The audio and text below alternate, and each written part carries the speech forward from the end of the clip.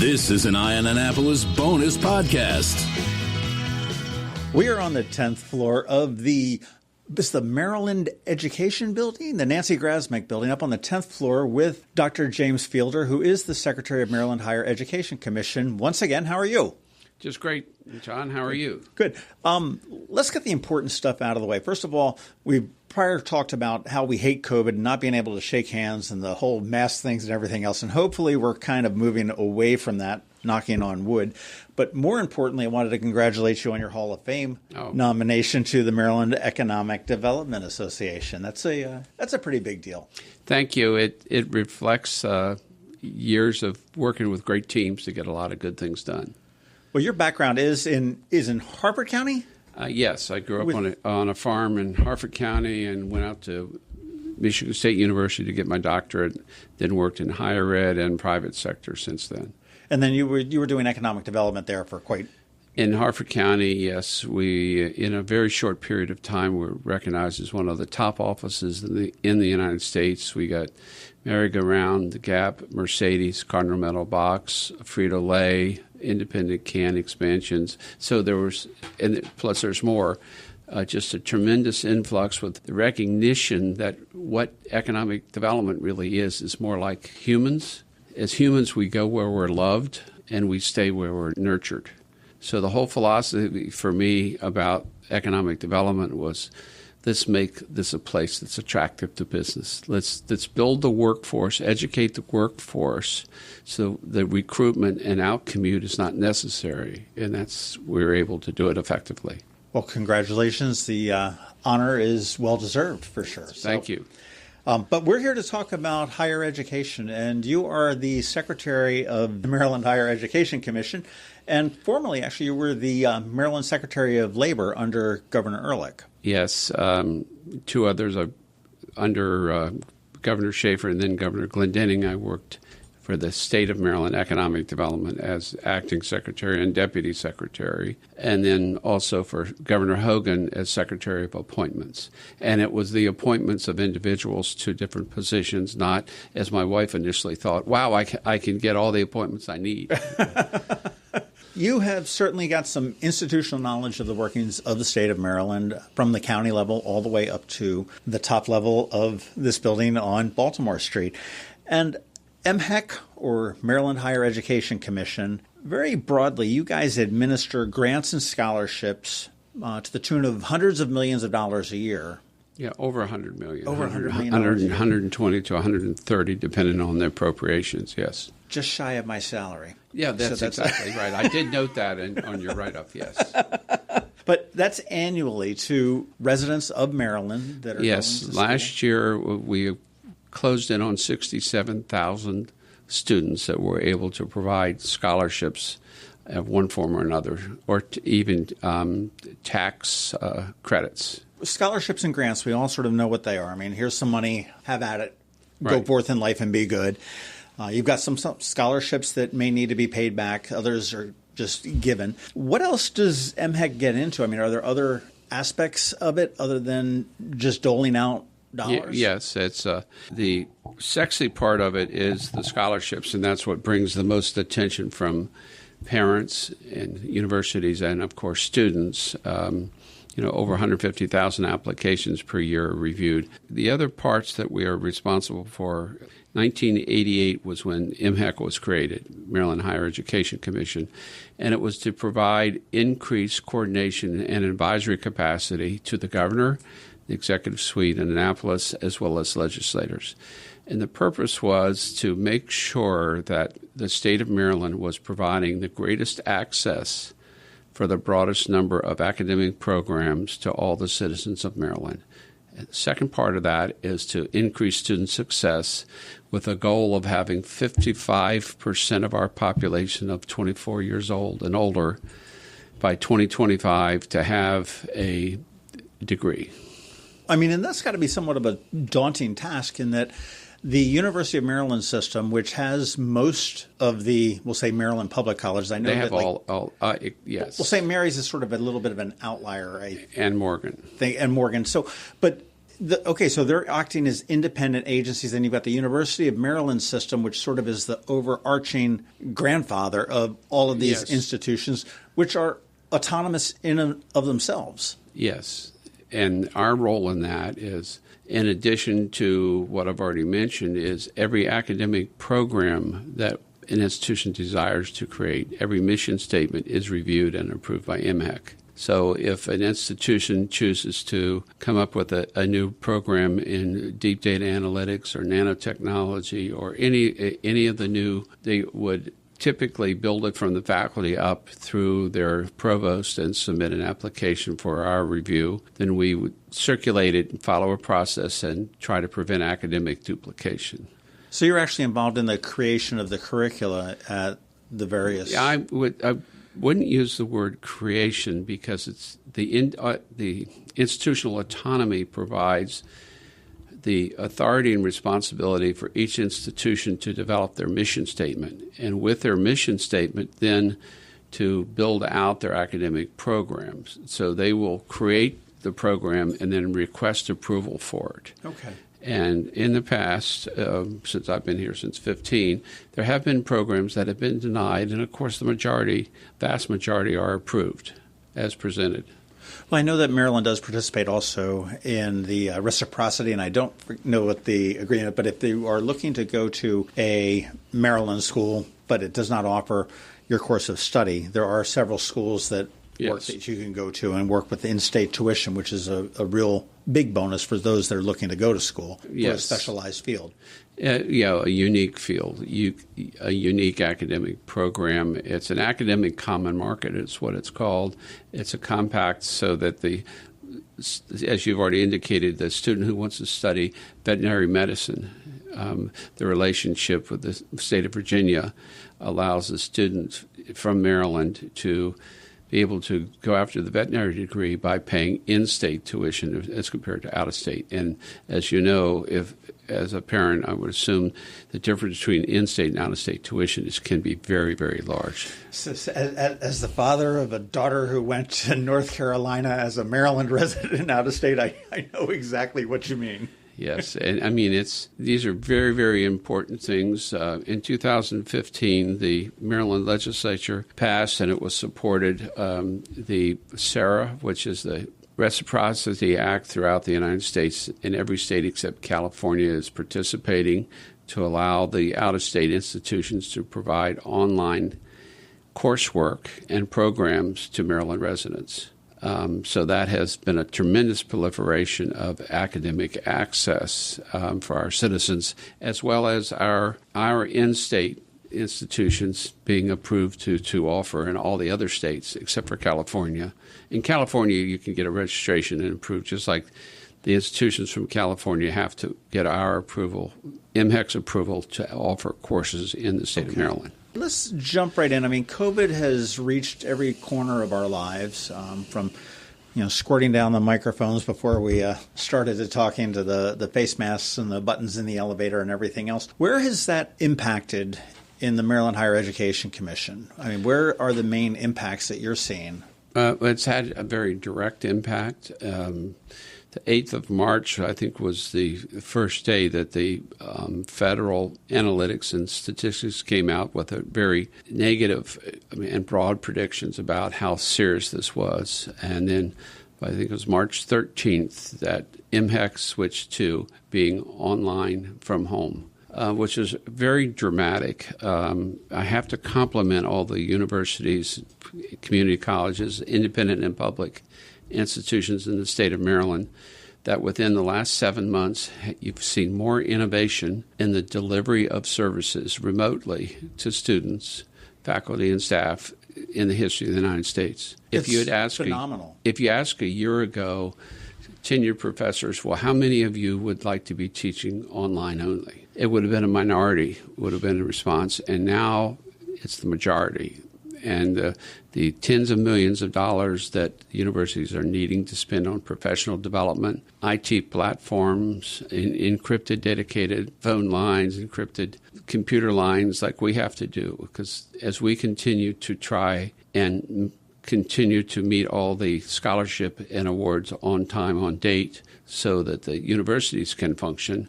That means we have to receive all of the tax information and personal ID information, get it encrypted, get it into our system, get it analyzed, and make the awards to 60,000 students. It's huge. It's huge, and the staff and our Office of Student Financial Assistance and our finance and administrative side, our IT, everybody has performed admirably to make this shift. Well, it speaks to a good team that's working, literally across the state from, out in Washington County all the way down to Wicomico, I imagine. Yes, it is, and the technology allows even people to work remotely. We should have bought stock in Zoom before this all we look back on things. There's a lot of things we could have done. I would have owned a hand sanitizer company or a mask company. Absolutely. Well, have you found, is there a shift away because of this pandemic? Are you finding that people are hesitant to go, along with the pandemic, we come a questionable, shaky, unstable, whatever it means. I wouldn't say we're a really horrible economy at this point, but there's uncertainty. Yes. And are you finding that people are going, well, maybe college is not for me now, or are they shifting to community colleges? And that's a really very perceptive question. And what we've tried to analyze, we do not have all the fall enrollment yet to be able to answer definitively what shifts we've seen. But over the last 5 years, we have seen the increased questioning of the value of higher education. And I think that there's been some national press that it's been negative and inappropriate in the manner of misinformation that higher education, and especially these days when you think of COVID, everything's through a mask, through a text, on a line. The dehumanization of communication is of great concern for me. I think communication was already stressed just because of the high rate of change in our culture, that now that the need for strong analytical thinkers, critical thinkers, communication skills is going to be heightened even into the future. And that's typically higher education. And typically it implies more in-person so that the interaction is there. And when I think of what COVID has done, it's caused us to switch to electronic communication, and I think one of the downsides is the potential for miscommunication if we totally rely on technology. Community colleges seeing a rise. I know that Anne Arundel County Community College, I know that Harvard, Howard have all seen a rise in attendance. And I think that part of that is certainly, I think, a lot of people looking to better their lives. And I know that you've got several different programs. You have a Last Dollar Award, I guess it is, for a near completer.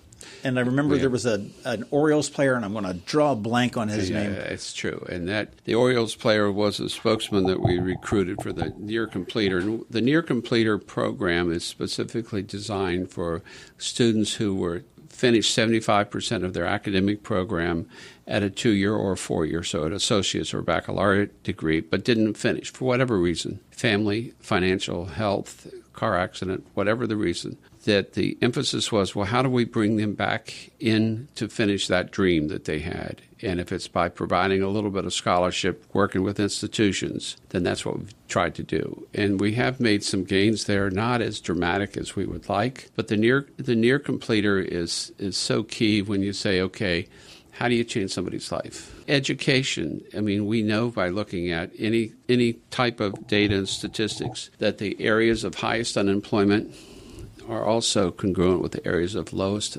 educational attainment, that the areas of greatest public need for support, lowest educational attainment. So if you start saying, okay, where's there a common element that can be identified and directed, it's education. Economic Development, Department of Labor, it's all about the workforce. Well, you look at that. You look even with the GED. Starting on the lowest level, it's like, hey, dude, okay, you can drop out of college or out of high school, but you need to get your GED. Okay, you need to get that level of education, and certainly whether you're in a 2-year program at a community college or into a 4-year program at a 4-year school, attaining that is really the next level to really better your life any way you look at it. That's a really good way to say it, because one of the things that we've been trying to work on and are working on, not just trying, is to look at non-credit and credit courses, look at dual enrollment, meaning while the student is in high school that they also can get an associate's degree, looking at transfer guarantees through articulation programs so that the parent and the student know that if they sign up for this associate's degree linked to a 4-year degree in a specific subject and with an articulation program, 100% of everything transfers. And those are agreements that we're working through in a manner to make it more transparent. Well, the transferability is key out of the community colleges into Maryland schools. And again, you mentioned about taking community college courses or college level courses in high school as the channel, if you will, to get to the end of your degree. My kids have so many friends that have gone into Maryland schools that have gone into a bachelor's degree that say, hey, we can accelerate this and we can get you your master's degree within pretty much the same time, about an extra year everywhere. And that's, again, focusing it here. So now after 5 years of school, you not only have your bachelor's, but you do have your master's in, whether it be business administration or whatever, which is there's plenty of different ways to affect that. One of the huge things is obviously, as I know, 3 kids that have gone through school is paying for it. And I remember shortly after my youngest graduated, the big thing was, hey, there's free college in Maryland. And I'm here to beat you up to ask why the heck wasn't this around when my kids were in school. But what is the story with free college? And that's through community college, and that's the Promise program. Yeah. Now, the Promise program was passed 2 years ago. A year ago, it was amended further, which has broadened the eligibility. The first year that it was passed, the legislative, it mandated that any student who signed up for the Promise Scholarship, they had to have a 2.3 from high school. They had to take 12 credits or more to be fully enrolled. And, the family income was important, but it would be up to $5,000 per year per student, which is pretty well paying for the community college costs. So in the amended legislation last year, they eliminated the service requirement, meaning that for each year that you received the scholarship that you had to stay in the state of Maryland or had to pay taxes in the state of Maryland. So that was eliminated. Also, the age was eliminated because we initially had it within 2 years of graduation from high school or a GED. So that was eliminated. So that it's a recognition of the fact that community college students are older, typically have a job, may or may not have family commitments, so that what we're trying to do is work with the students, and the presidents of the community college are doing a fantastic job of broadening this. So this year we've awarded, I think it's 2,562 students, and we have more on a waiting list. We've expended the $8 million that was appropriated. The first year there was appropriation of $15 million, but the absorption was very, very small just because of the timing of when it occurred and the lack of publicity and marketing to getting the word out. MHEC's goal is just to get more people through school with as little cost as possible. I would broaden that a little bit when you say goal. With my background in economic development, our goal is to have a robust workforce, one that is educated and willing and can handle whatever is thrown at it. The state of Maryland's economy, you've already mentioned that we're doing a little bit better than some of the other states, and we didn't go as deep in 2008 into the recession as some states did, and we recovered faster. And now with COVID, the slowdown, we're coming back even faster. And that's because of the workforce and the jobs. There's so many jobs are information-type jobs. So you can work from home and and keep moving, keep things up. And it's so critical when you start talking about, well, where are we going in the future? Again, we're creating dual majors. You're talking about appointments of across institutions of faculty members. So we're trying to look at greater cooperation, greater collaboration, greater communication within the institutions so that the student and the parent can see more of a transparent route to get to their desired degree, and understanding that we're working at the level of certificates, they call them badges now, and trying to do simultaneous and stackable so that you're taking something at the high school level counts for your associate's degree, counts for your baccalaureate degree. So you're potentially compressing the time that it takes to get the degree, which then decreases the cost of the education and also decreases the need for student debt at the end of it.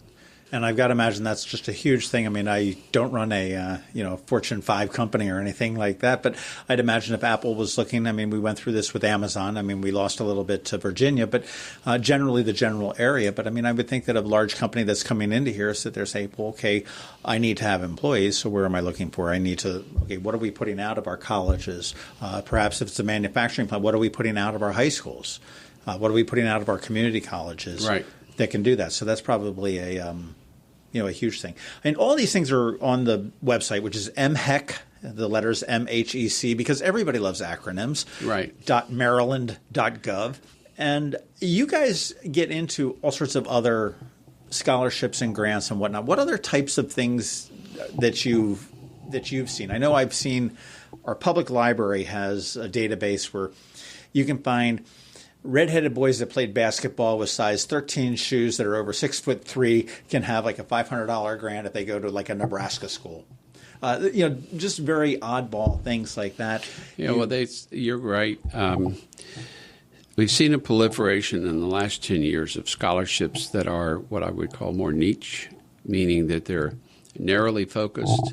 So they're needed, but they still are narrowly focused. As an example, Teachers Fellows. So we're fully subscribed to the amount of money that pay for someone for a full tuition to go to a college of education and get a teaching degree. Well, we have a shortage of teachers, and it's very much needed.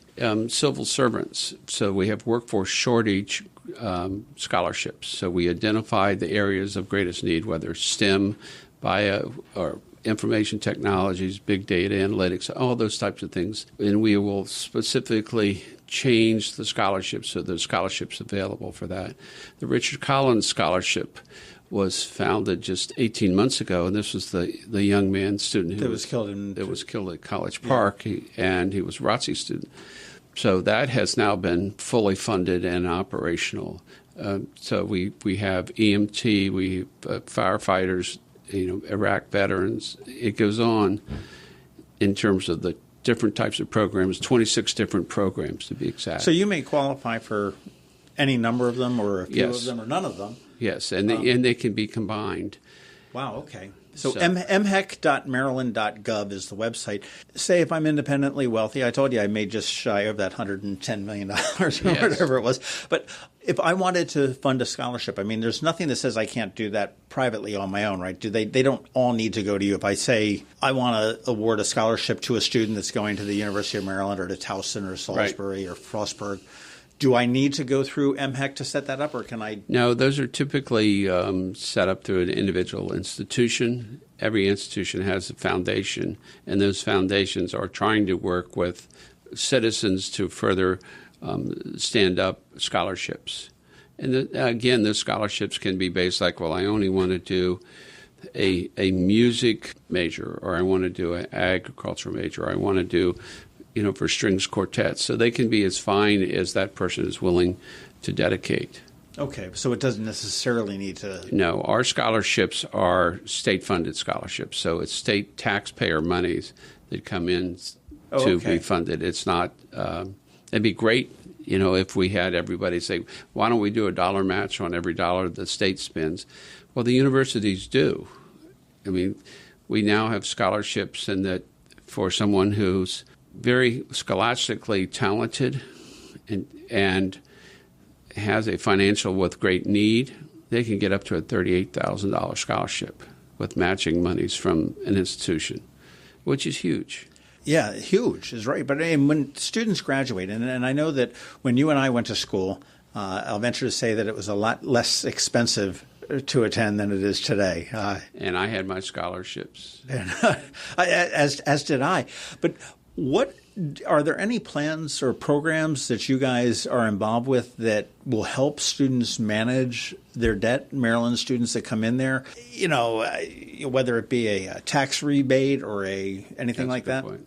Well, Governor Hogan, the push for and was able to pass 2 years ago a tax credit program so that students that apply can get a annual tax credit up to $1,500 per year to pay off student debt. That's significant.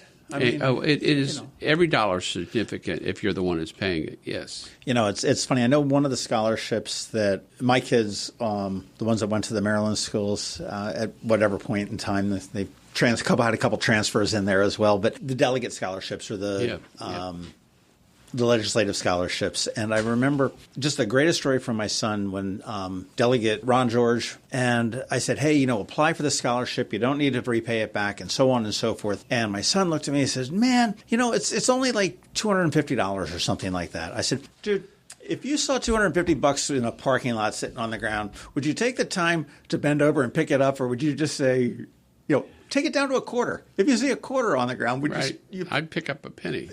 You bend over and pick it up.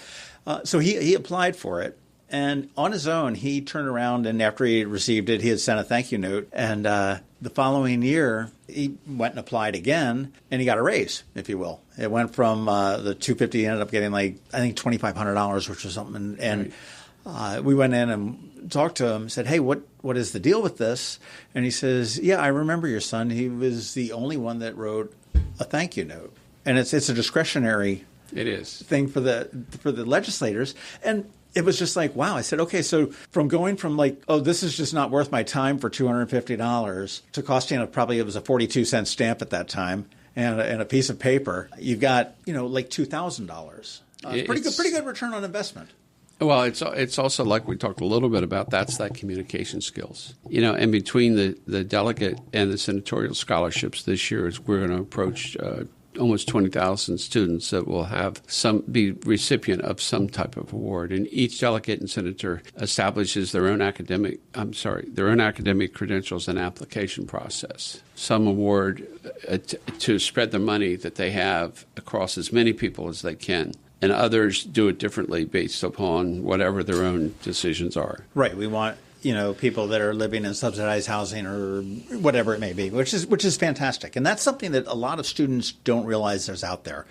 No. Again, all of this stuff is actually available at Maryland Higher Education Commission website, MHECmaryland.gov. But, to summarize, we've got more than $100 million per year to give away. 4-year colleges, 2-year colleges. You can get in there early, get out early with less debt. You've got the ability to work some tax credits to help reduce that debt or reduce your obligation in repaying it. You can go to community college for essentially free to get you a start there. And I think the huge thing that Maryland has is that transferability between the community colleges that, you don't need to worry. And my kids transferred a couple different times, and that was the biggest pain in the neck. And this doesn't transfer. I did it myself. I went from Marietta College out in Ohio to Temple, and I ended up by default being on the 5-year plan. Right. Well, that's it's not just time; it's cost. So you lose the student if they have to take the coursework over because they didn't verify that it would transfer before they took the course, wherever they took it, end up with the investment twice. So that cost is also 1 year that they're not in the workforce sooner. So student debt goes up. So there's so many different things. Some of the other things I would mention is that the students need to participate in FAFSA, if you remember that wonderful term. Yeah, I hate that word. Free application, federal student assistance. And then we established this program for the state of Maryland for the DACA students that is a parallel for those students that do not or have not been able to get a Social Security number so they can also receive scholarships. Tremendous amount of work with the Department of Labor, the State Department of Labor, on apprenticeship programs, because we see the fact that apprenticeship programs can pay the hourly wage as the person is learning.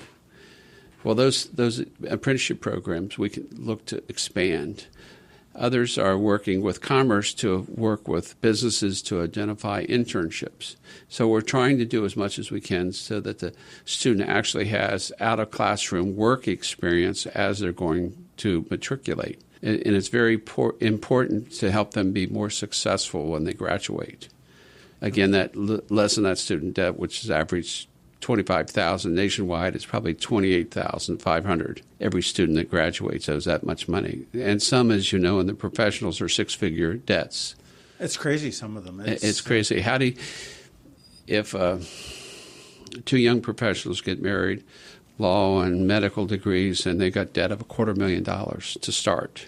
How do you even buy a car? How do you buy a house? How do you start a family? I mean, all those are real. And education shouldn't be that burden. No, it should be available to everybody. Obviously, there's a cost to it. The cost of deliverables, but it's to burden somebody down like that. I've heard people and some friends that I've graduated with that didn't have any parental assistance. Were able to figure out, and they're like, it's all loans, and it's like, man, 15 years later, I just paid off my college loan, and it feels great. And other friends are like, wow, 15 years later, I just paid off my house. Right. And we have parents that we work with that are still paying their own student debt and asking us how to get scholarships so that their children won't have student debt. And that's amazing. The final thing we need to talk about is, how do we get your hands on all this? How do we find out and get other? You said we need to do FAFSA, which is the Federal Aid Student Financial Application. Federal application for free student assistance. Okay. No, it's free application for federal student assistance. You're right. It's confusing. Which is the federal thing for all federal student aids. Yes. One application. It's fairly comprehensive. And that's what, October through March is the window to apply? Right. And the thing that does is, by completing the FAFSA, it triggers our MDCAPS program, which is our software program. Then that tracks the student in terms of establishing the family need, estimated family income, family need, which then we use to drive scholarships. And then when they list the particular institution, that institution's financial aid offices works through the same database. Okay. And that's MDCAPS, MDCAPS? Yes. And that's mhec.maryland.gov, of course. But do they need to register on the Maryland CAPS to get into this, or is this an automatic? It's an automatic, but then they will have to put emails, so they have to register in a manner so we can communicate with them.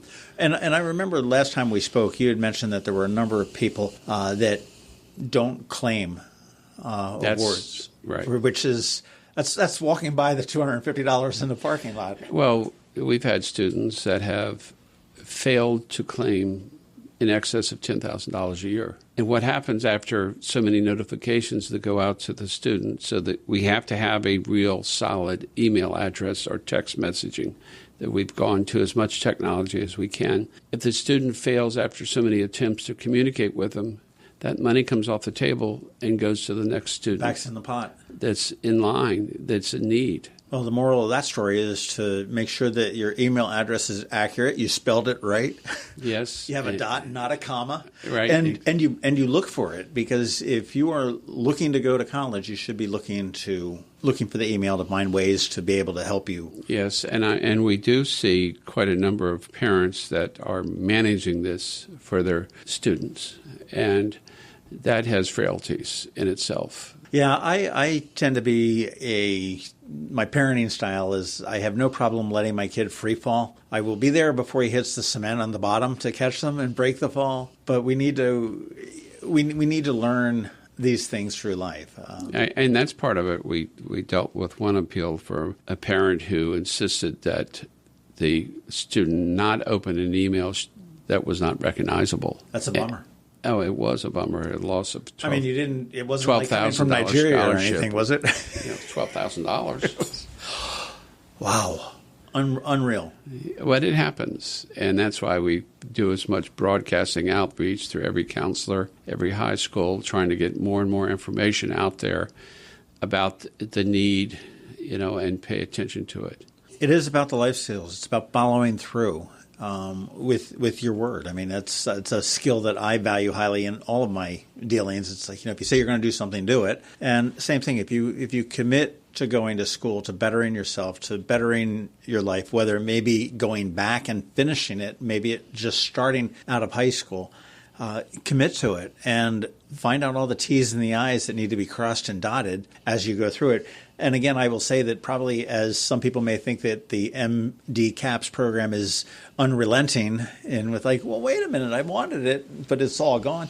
I would say FAFSA is also as well. And it's unfortunately, there's not one man here, dealing with one student that's holding his hand all the way through it. This is, we're dealing with hundreds of thousands of students every year that are looking to do this, and there are deadlines that need to be met. I know with FAFSA, and I don't know whether it's still the same, but the mantra was to get there and apply early because there is a limited pool of funds that are available in there that, yes, you can apply on February 28th or March 15th, but they may not be having and I have no idea what the dollar amount would be, but the gazillions of dollars that were available on October 1st. Once it is absorbed, it is, and their students are put on a waiting list. Nobody wants to be on a waiting list. And we have people who call in that, well, I was only 3 days late. That was 3 days after the deadline. Yes, but I want to appeal. Well, yes, you can appeal. And the most we will probably do is put you on the wait list, which means if there are funds available and if there's need is demonstrated. Well, I'm going to say that your wait list probably does not move very quickly. No, it typically doesn't. It is amazing that we have a number of students that decline scholarships. Either they've found a different financial path, maybe went to an out-of-state institution or something different, and those are quickly absorbed by students that are on a wait list. Yeah, I would say there would be certain extenuating, the family's moving out of state, sure, and they want to, I've decided that a STEM thing is not my thing or whatnot. I have a friend of mine whose daughter was at community college, and she just realized in her second year that it wasn't for her, and she wants to go into the trades, and she's going to HVAC trade school. Excellent. Which is just, phenomenal. And it's even great to learn that in community college as opposed to... It's also, again, we are looking at the non-credit side to evaluate at what point can some of it be credit. So for those trades that you just mentioned, HVAC, there's a tremendous amount of calculation and reliance on analytical thinking and computer skills. Well, at some point, can there be a test where that grants them credits that then could go toward a degree? Mm-hmm. So making the decision to move out of a associate's or baccalaureate degree because you as a family need income shouldn't eliminate you from completing a dream, because we're one of the only departments in the state or even nationwide that deals with people's dreams and helps them achieve their goals. Well, you guys are probably one of the most compassionate departments, divisions of the thing. I mean, I remember back when some of the for-profit colleges were going under, and there were two or three, I think, in Maryland, that you guys busted your butts to, I don't know whether you were strong-arming the colleges in Maryland or whatever it was, but to say, hey, look, these kids got screwed. Right. Let's bring them in and give them full credit for what they did at this, whatever university, and let them continue on with you. Yeah, that's what we call a teach-out agreement. And there have been, you're correct, John, a number of institutions that, for whatever reason, closed down. Either nationally, they lost accreditation, or they lost their financial wherewithal. And what we require, the state of Maryland requires a letter of credit or financial guarantee up front for those for-profits to be in business here, that it has to equal to pay off all the tuition revenue back to the students. And so that's a little bit, some would say a little bit onerous, but it provides a protection for the students. And again, if we're faced with student success and expanding access, we want the greatest variety of education availability, but we don't want to put students at risk, and we sort through that. I just think it's so amazing, and you mentioned, again, it's all about job development and economics, and it all ties in. So it's funny how, as we've sat here and talked over the last half hour, that we opened up with your Economic Development Hall of Fame Award, and how it is really all tied in, and it's not too distant from, not too big of a step from where you were to where you are today. No, and one of the interesting ones that I just remembered, as a for-profit institution, we reject some of them when we do our evaluation. One of them was Trump University that was rejected. And it's based upon the fact of, the financial guarantees. What is the the institution, are they doing this for revenue and profit, or are they doing it, as the support of the students? I imagine a university that would balk at the letter of credit and the bond or whatever it may be, that to do that is there's a reason that they're balking at it. Well, some of them, again, quite frankly, it's a business. The ones when you say for profit, that's what it is. Right. Is for profit back to the owners of that company. And that may or may not fit the profile of what we need if we have other 2-year or 4-year public or independent colleges already providing the same degree. Why would you pay to become a phlebotomist $40,000 when you could pay $14,000? Yeah. And then plus scholarships. Exactly. And so we ask those questions. Well, Maryland does have a wealth of higher education opportunities. We do, yes. We've got community colleges. How many are there in the state? 16. 16? Pretty much in every county. Yes, so it covers the state. I think that the advertisement that the Maryland Association of Community College does is, I think 1,000 spots where they deliver courses. So it's everywhere in every county to provide access.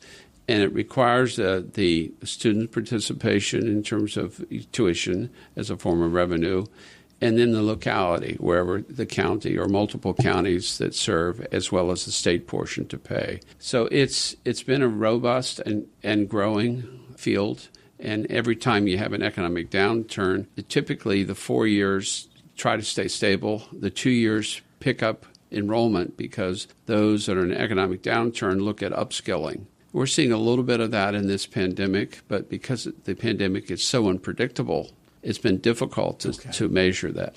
Well, I can't sing the praises of community colleges here in Maryland enough. My son, when he graduated high school, had no clue where he wanted to go. And if I had to pick one of my 3 kids that was going to be the flake that had just floundered on through life, it would have been him. And I said, before we send you and spend all this money going to a 4-year school that you're not sure you want to go to, because, we're law enforcement, graphic design, airport. We're all over the place. I said, go to AACC, Anne Arundel Community College, sure, and figure out. Maybe economics will jazz you. I said, I hope not, but let's, maybe it will. And he went in there and he got the IT bug, the tech bug. He ended up getting an internship at the Naval Academy doing some cyber, and that really did. And he ultimately ended up at Towson, and he's now working for the University of Maryland system doing cyber and stuff like that. So, this is just opportunity that it was really a launching pad from high school to community college on. And it really, and again, I wasn't unpleased because, I wasn't spending that much money to send him to an expensive 4-year school or an out-of-state school or an out-of-network school. And I think that, John, what you've expressed is more the fact that, education, attainment of a degree is not a destination. It's a pathway. And you pick up these skills and put them in your skill basket as you accumulate, just going through different things. And that's what's so important about access being so broad. Well, I think for people that are looking for the pathway, it probably starts at mhec.maryland.gov. If you are a junior in high school, that's probably when you need to probably first get on that website, would you think? Sophomore. And the reason for that is, the early FAFSA and also the knowledge of your counselors at the high school level to make sure you're on the path of thinking about what classes you can take in the AP in high school, junior and senior year, that will qualify for credit at a 2-year or 4-year. So, again, you lessen the time and the amount of money you spend on that degree. The AP was a bane of my existence for my daughter. My daughter, she took all the AP classes, and she's a really poor tester. So she ended up going to American University in D.C., which was a test-optional school, which is something that doesn't sit well with my mind. I just don't understand that. Yeah. But every AP test she got, totally failed it. Interesting. But she was pulling A's in the courses, so she knew the stuff and everything else. But it was just the test stuff that was like, I'm like, can't we just get like one class for free? No. That's funny. Our son went through a lot of AP classes, and he went to Maryland in a scholars program. So he had 4 suite mates. Every one of the suite mates had also picked up 1 semester through AP. So at the end of what was going to be their end of their baccalaureate, their normal 4-year, they decided that the job market was so bad that each of them was going to stay an extra semester because they really enjoyed each other so much. Sure. And they each picked up a second degree, and that was because of AP. So within 4 years, all 4 of them had 2 degrees to graduate. Nothing wrong with that. Again, No. MHEC.maryland.gov is the place to start as a sophomore in high school. You should be checking that out even if you are somebody that has gone through college and not quite made it. Right. There are options for you there. There's just a wealth of information. Dr. Fielder from the MHEC, Maryland Higher Education Commission, thank you very much for your time today. As always, it's a pleasure to talk to you and be invited up here to the top floor. I'm like in the penthouse. That's funny. I mean, everybody says, why is it called higher ed? And I said, we're on the top floor of the building, in the education building. So I really appreciate the conversation. The more we can push the news out there about everything that has been done to try to improve education in the state and a robust workforce is so important. Thank you very much. Thank you. This has been a bonus podcast from Ion Annapolis. Please visit us at ionannapolis.net. Follow us on Facebook at All Annapolis and on Twitter at Ion Annapolis. And if you haven't subscribed to the Daily News Brief podcast, go for it. And all of your local news will be delivered to your phone, tablet, or smart device by 6 a.m. every Monday through Friday.